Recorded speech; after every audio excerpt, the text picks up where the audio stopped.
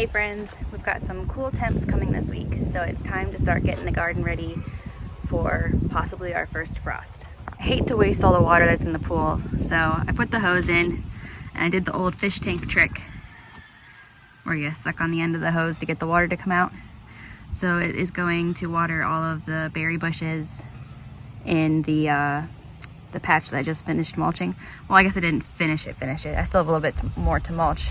I have one raspberry bush still to mulch, but the rest of it's mulched. So this water has been sitting long enough that it's not chlorinated anymore. I was thinking we would still have some hot days to go swimming, but I underestimated how long it takes to warm up that amount of water. So it's a slow trickle. But it is watering berry bushes. And then I'm not wasting all that water just dumping it into the grass. But this patch is looking good. I got a little bit left to do on it and it's all done. It feels super good to get this mulched. It's been on my to-do list for a long time. First up, we gotta water everything really good.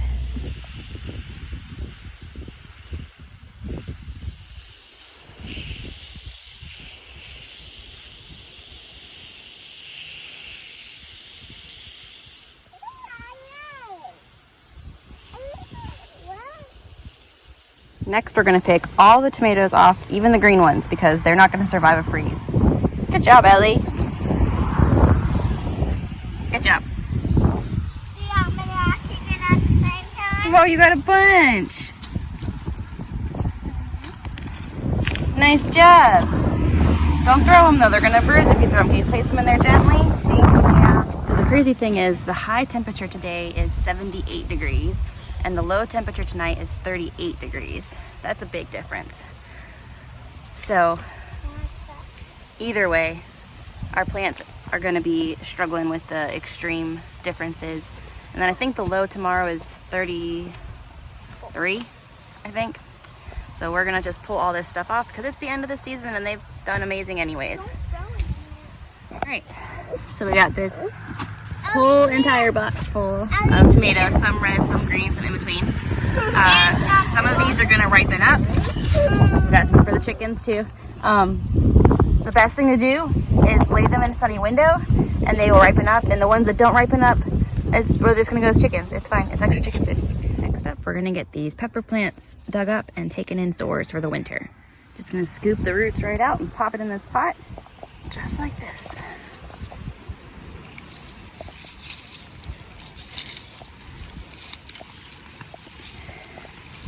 I'll take all the peppers inside and put them in a sunny window. Honestly, if it stays this windy tonight, it probably isn't going to frost. All right, there we go. That is some farmer hands right there. So if the wind keeps blowing like this, I'm not going to worry about covering stuff up because the frost, it shouldn't frost if it's going to be so windy like that. I'll just keep an eye on it and see. But you can tell if it's going to frost based on your dew point and your low temperature.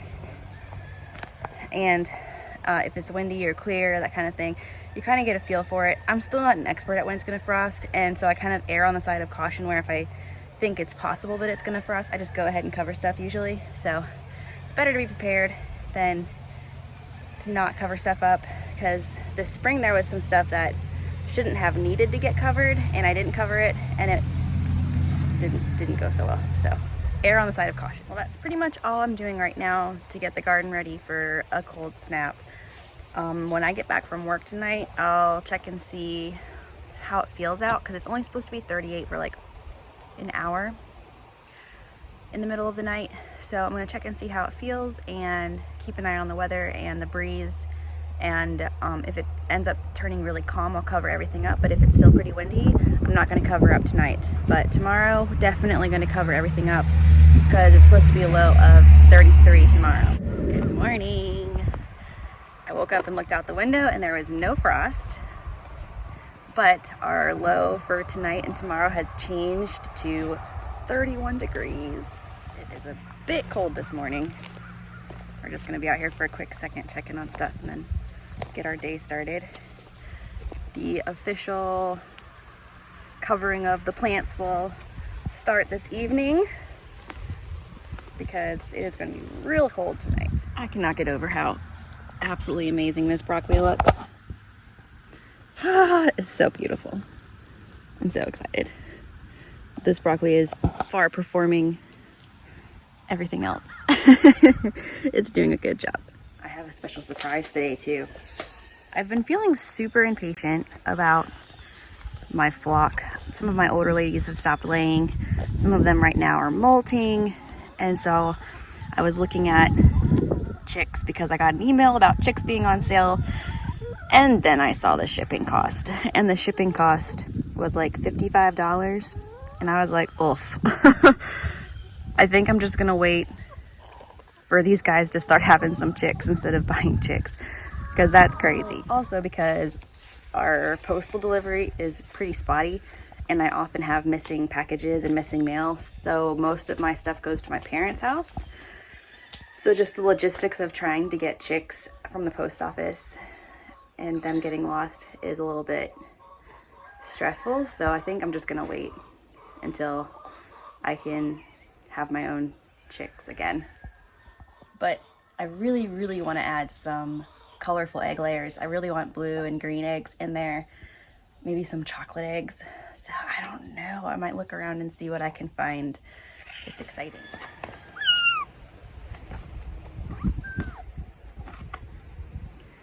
Meet Pickles.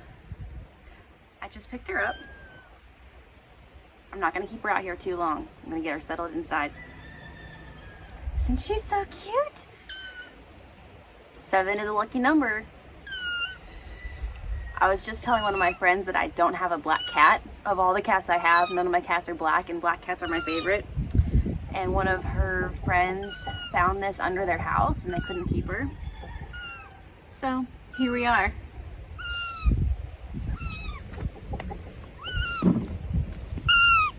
It's Pickles' debut. Pickles. Oh, she's so cute. All right, let's go inside and get warm. Oh my goodness, you are so stinking cute. I'll come play with you in a little bit. I gotta do some chores, okay? You're so tiny. I'll come play in a little bit, all right? All right, I got some laundry hung up. I gotta do some chicken chores. Went and got chicken food. So, my dad was here the other day and he was helping me with some stuff. And we couldn't find my dolly. Like, we literally looked everywhere, like, where's this dolly? And then it hit me. I threw the dolly over here when Scraps was getting out to try to keep her from going through the fence. It didn't work, but I totally forgot my dolly out here. All right, let's get some chicken food out.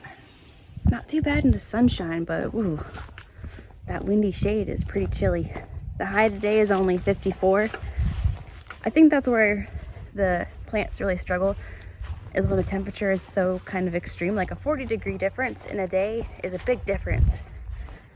78 degrees yesterday, 38 degrees in the night, and then tonight's 31 degrees.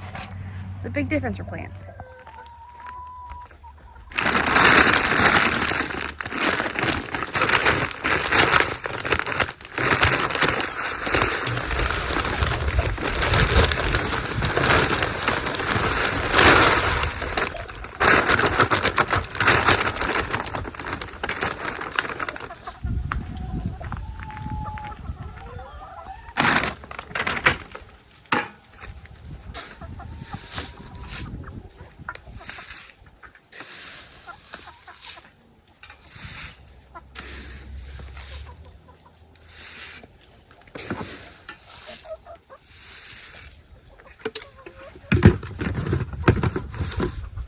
I was doing a lot of running back and forth to the garage with chicken food and pig food and cat food every day. So my sister was getting rid of a couple of these, so I took them so that I can save myself some time going back and forth between the garage and out here and store the food out here, and then it won't get moisture or animals in it.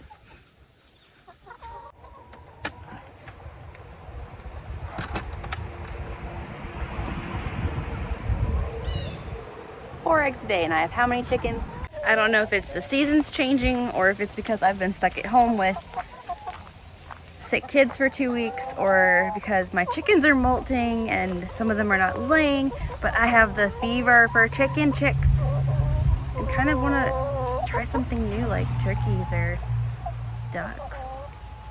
All right, next up on my to-do list get all my jugs and frost blankets ready and laid out, so it's gonna be really quick to cover everything tonight when the sun starts going down.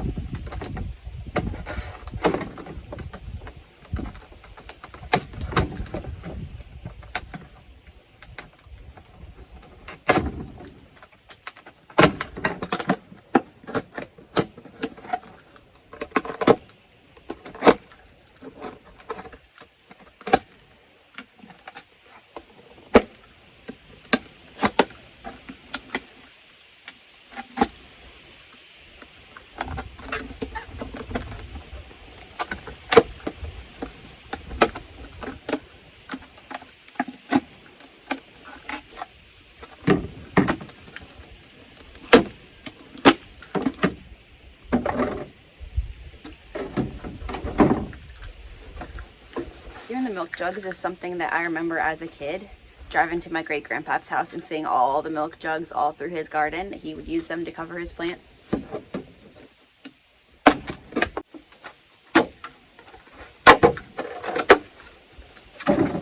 It's kind of like making a bunch of miniature greenhouses over your plants.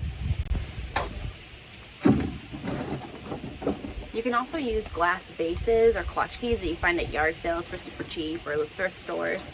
Those work as well. You don't have to buy a bunch of fancy stuff. You can even use old comforters and blankets that you have to cover. You can use plastic totes. You don't have to go buy a bunch of fancy stuff to cover your garden up and protect it from the frost.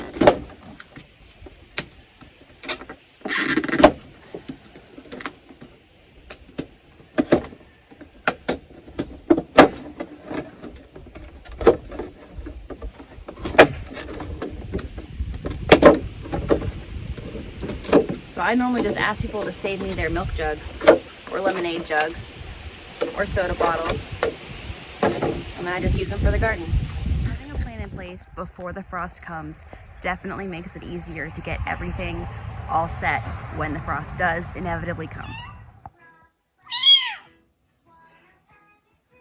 You're so sweet, Ellie.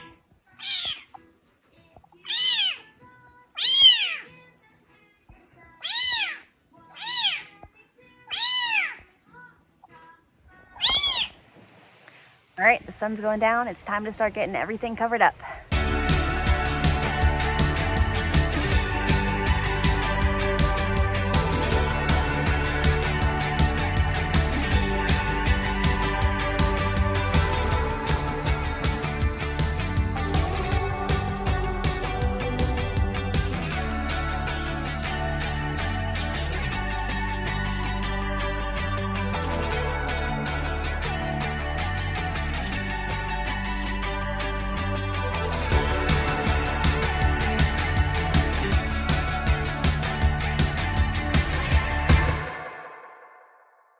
I don't know if you could see what I was doing here. I'm trying to finagle because I don't have enough things to cover, and I ran out of rocks to hold down the frost blanket. So I'm just grabbing some of the watermelons from the garden and using them to weigh it down.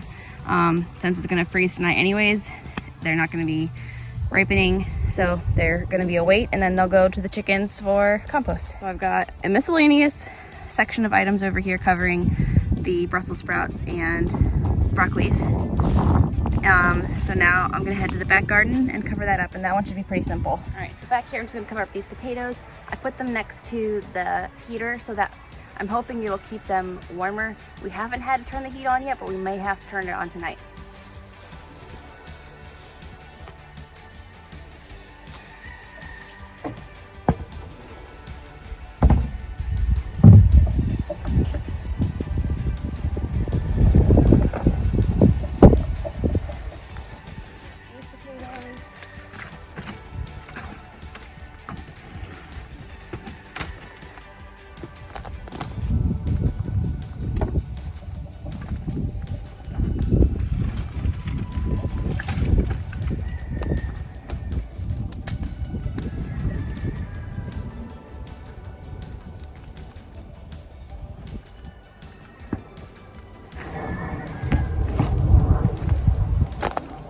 I just need to cover up the peas and that's it.